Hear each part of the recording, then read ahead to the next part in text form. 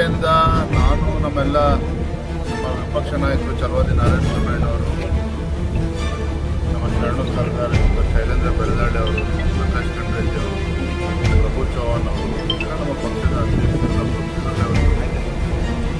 Leader ಮುಗಿಸ್ಕೊಂಡು ಇಲ್ಲಿ ಭಾರತೀಯ ವಿಧಾನಸಭಾ ಕ್ಷೇತ್ರ ಚಿತ್ತೂರಿಗೆ ಬಂದಿದ್ದಾರೆ.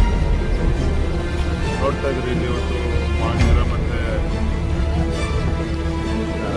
ಕಾರಂಜ ಇದರಿಂದ ಒಳ ಅರಿವು ಜಾಸ್ತಿ ಆಗಿರೋ ಪರಿಣಾಮವಾಗಿ ನೋಡಿ, ಗುಡಿನೂ ಕೂಡ ಇಲ್ಲಿ ಸಂಪೂರ್ಣ ಮುಚ್ಚೋಗಿರತಕ್ಕಂಥದ್ದು. ಎಲ್ಲ ಹೊಲ ಏನು ಅಕ್ಕಪಕ್ಕ ಹೊಲ ಇದೆ, ಅಲ್ಲೂ ಕೂಡ ಸಂಪೂರ್ಣ ನೀರು ನಿಂತಿರುವಂಥದ್ದು. ಭಾಳ ಪರಿಸ್ಥಿತಿ ಭಾಳ ಭೀಕರವಾಗಿದೆ ರೈತರ ಪರಿಸ್ಥಿತಿ.